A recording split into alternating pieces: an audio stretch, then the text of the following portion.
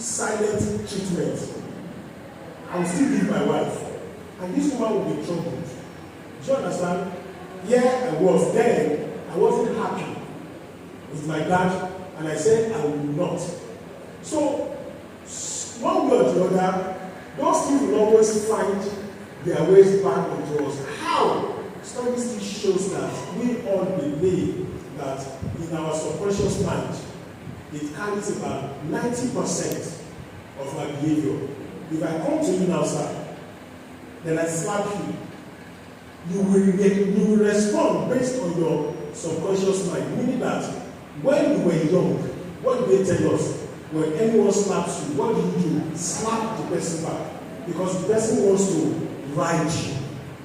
So you always behave like that. So when our wives spoke to us, when they talk to us in the way, or when couples speak to themselves in a particular manner, right? The first system that kicks in is from the subconscious mind.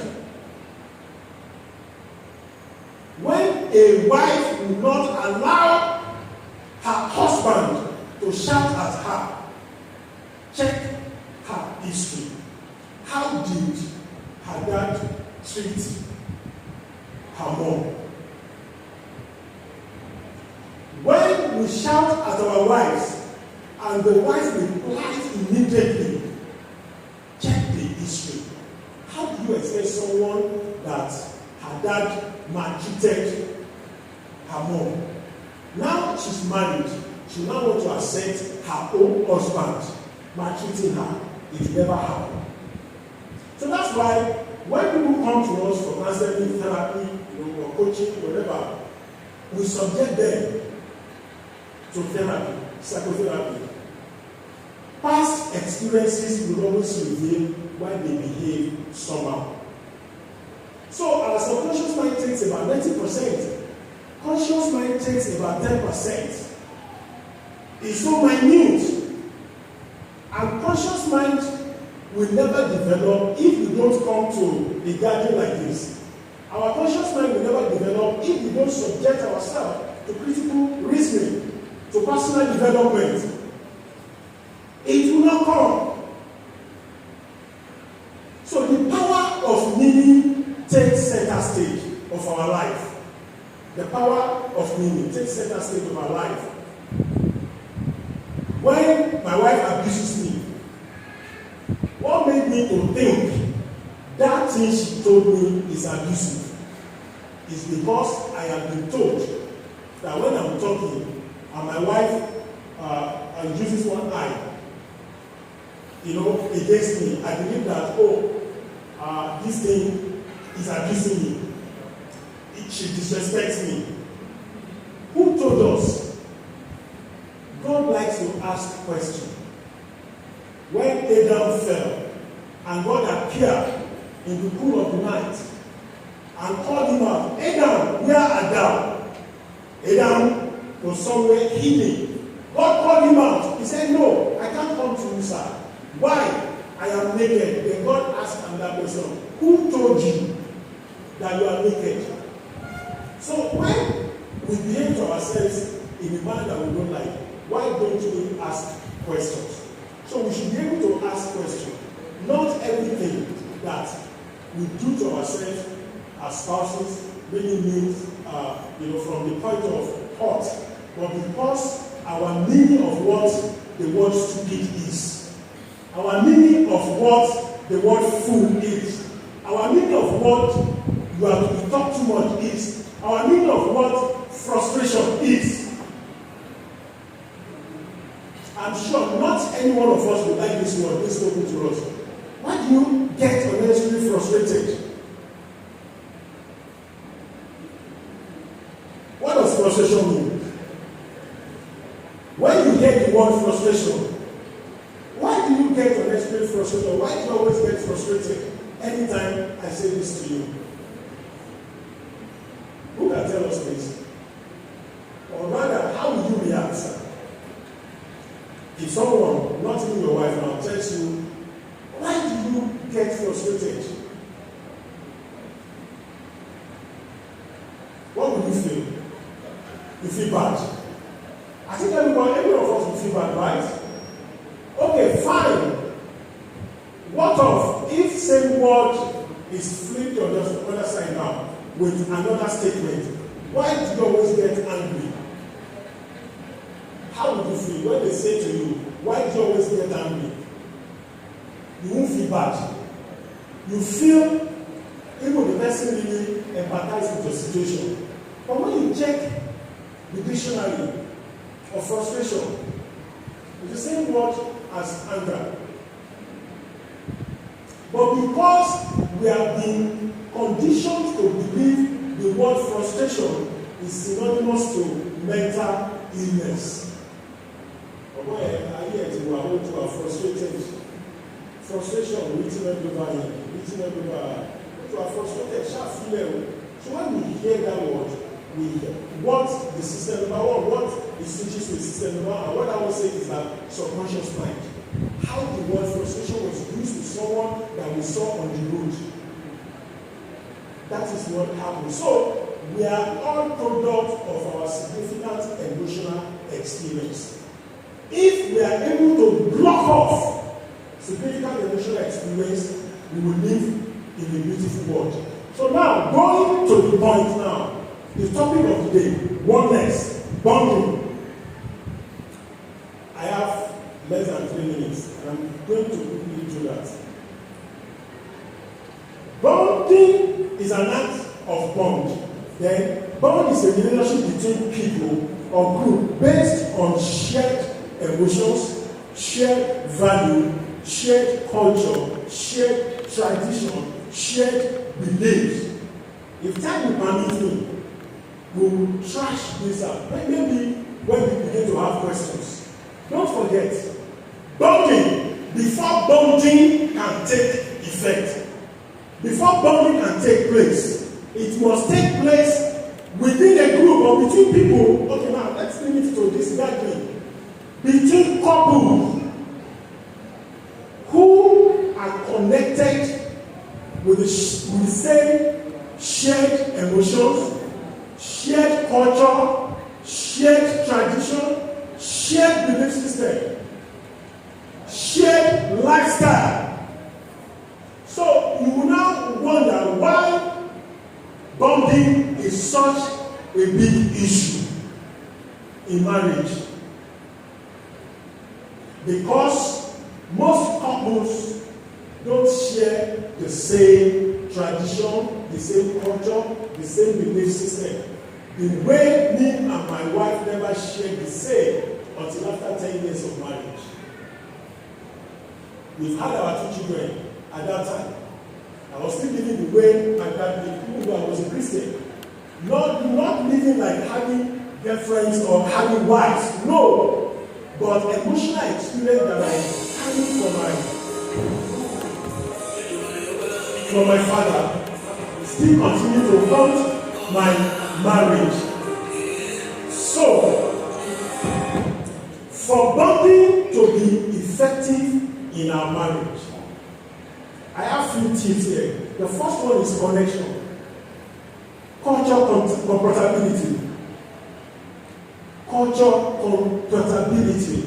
How many of us knew the reason why we got married? How many? I didn't know why I got married. Other than I knew I was 30 and I needed to be married. I was 30. My mother started a little cruise there.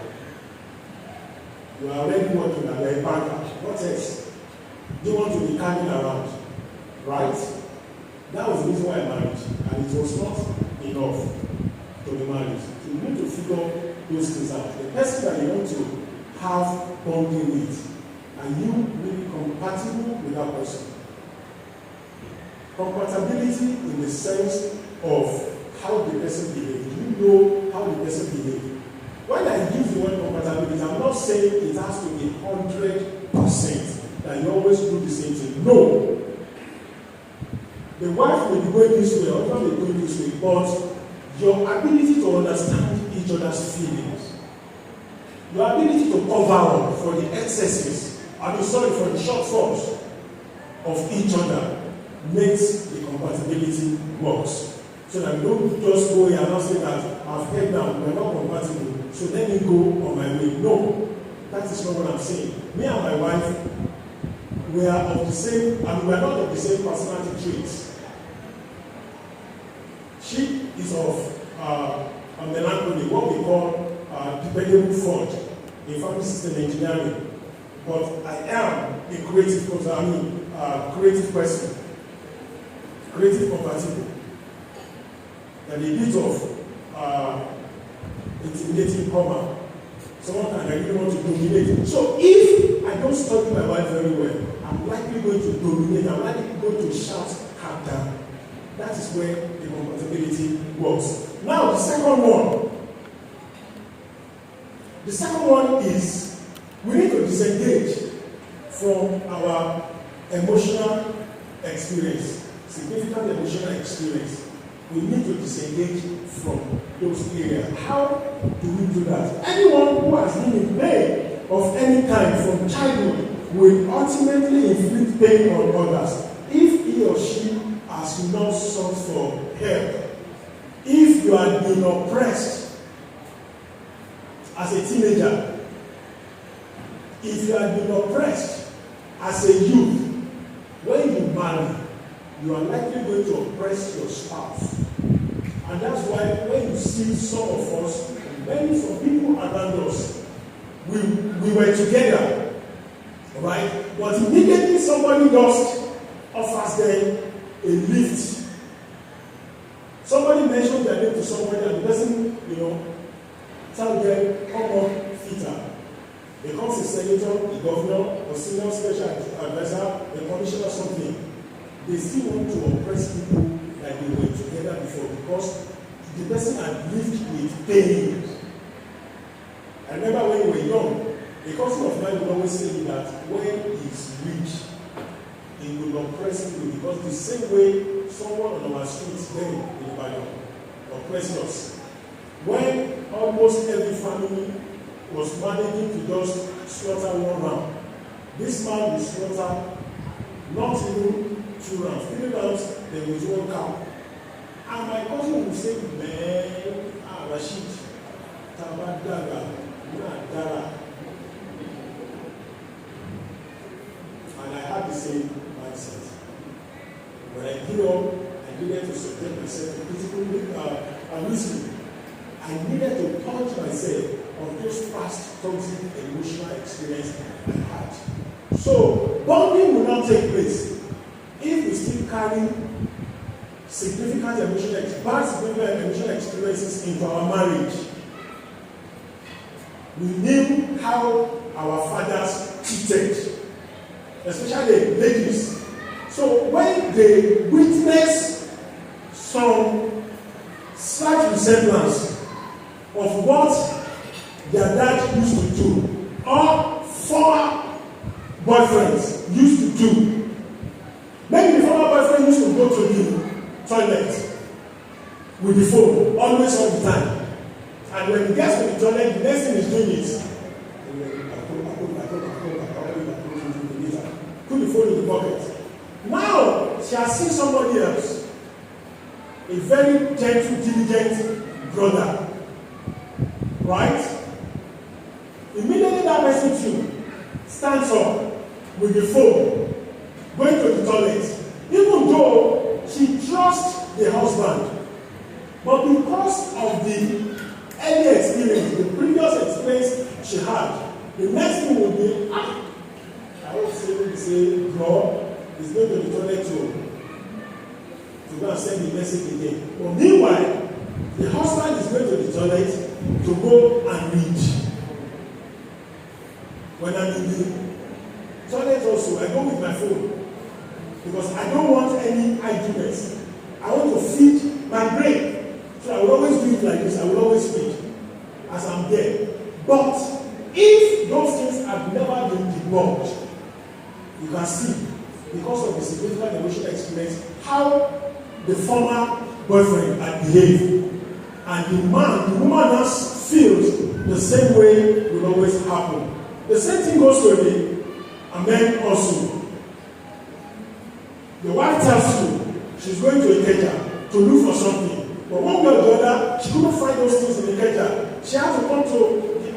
to look for it. And somebody just said, I saw Madam in Ireland. How? She only told me she was going to Ikeja. If what led to the separation of the former relationship was lie, the man is likely going to believe the wife had lied because of what experience he had before. The third one, design a code for yourself as couple. Design a code for yourself as couples. What does this do? Who are you guys in that home?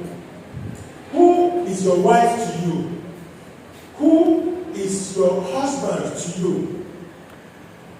If your husband is a king to you in the house, not in the church alone, when we believe what pastor says, not in the church alone.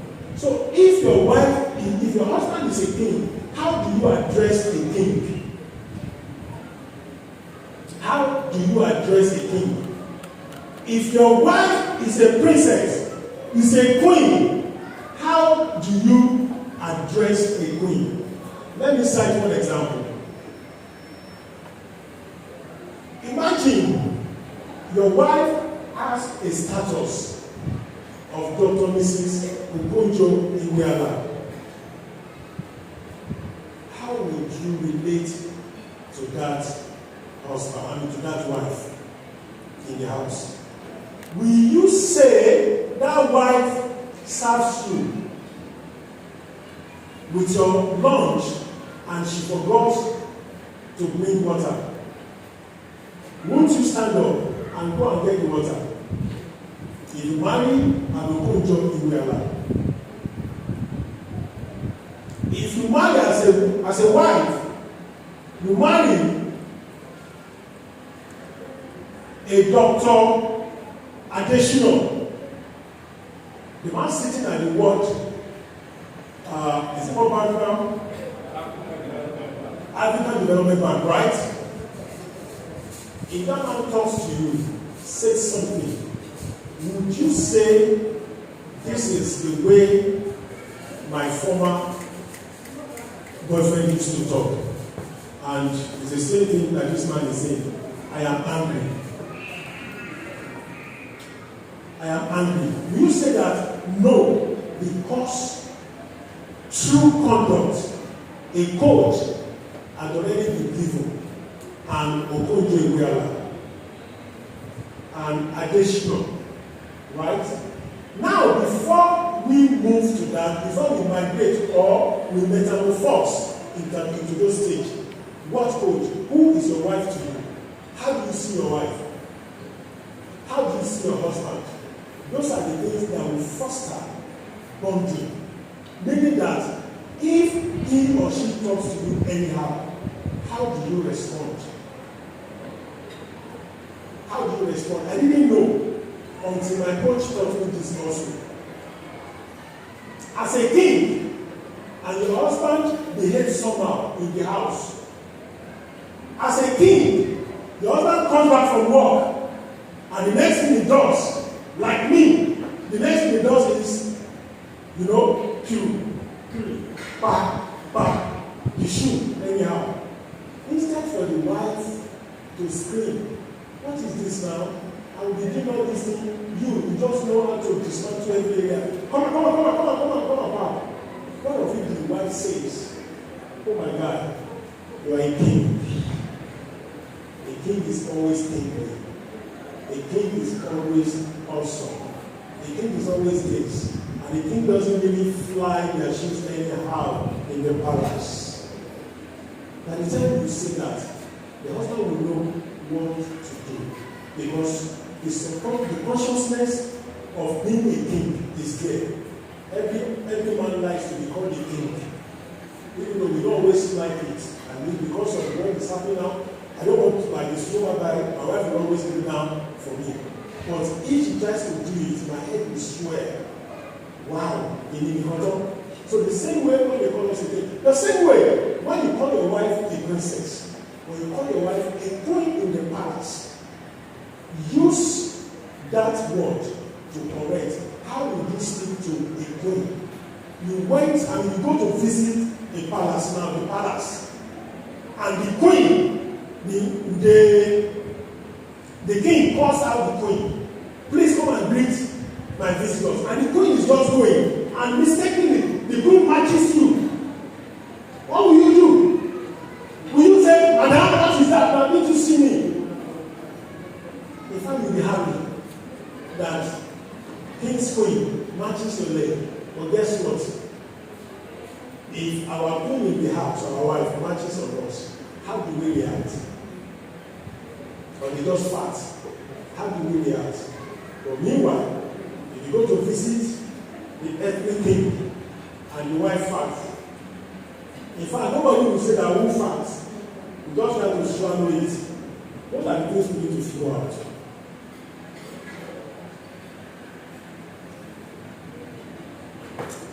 Know your spouse's love language. Don't forget, our knowledge of chemistry about bonding works like this. If you don't know your spouse's love language, it's going to be pretty difficult for you to bond. How many of us knows our love languages here? How many? Let's raise our hands up. You know your spouse's love language. Time will not permit you to run a test. Time will not permit you to run a test. And we'll be so sure that every one of us that raised their hands up, maybe about 70% of us or 50% will pass a test. We need to know. Like I said, until after 10 years of marriage, I did not know my wife's love language. I didn't know my love. She didn't know my love language. Also, we're just cruising on, leveraging grace of God, leveraging peace of God, leveraging church activities. We're just cruising. You need to know. If you don't know, how will you relate? How will you bond?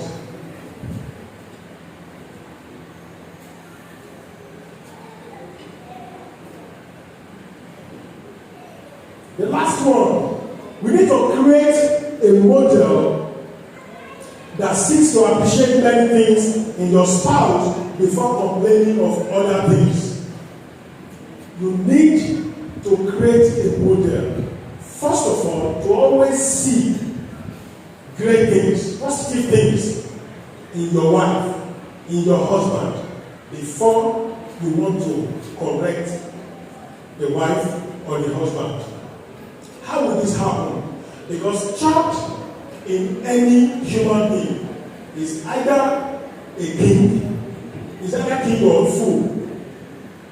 Let me say that again. Trapped in any man is either a king or a fool.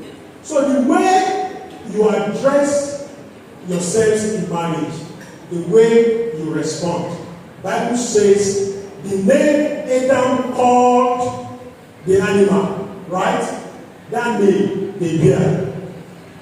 So the name you call yourself, the name the wife or the husband will respond to.